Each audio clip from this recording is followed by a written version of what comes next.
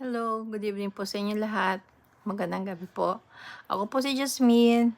Matagal na po ako may YouTube channel. Kaya lang, matagal din po ako nagbabalak na mag-YouTube, mag-upload sa YouTube like mga personal vlog or mga activities bilang as a mother and as a housewife.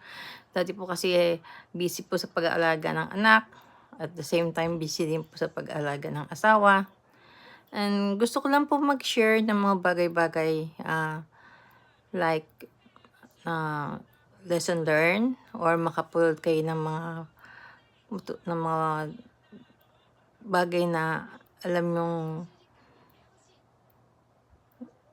hindi na dapat gawin or more. Wala, gusto ko lang po mag-share. First vlog ko po ito. Gusto ko lang pong paminsan-minsan from now because I start the new journey of my life. Gusto ko lang po na minsan na mag-upload ng mga videos or talkings like this or yung mga bagay na ginagawa ko since na nakasurvive ako sa lahat ng mga pagsubok sa buhay. And I'm still alive and thankful to God.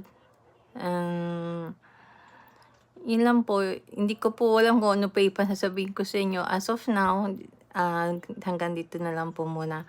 And sana makapag-upload ulit ako and mapag-aralan ko how to start to make a content about my journey or my things that I'm doing. Sana po.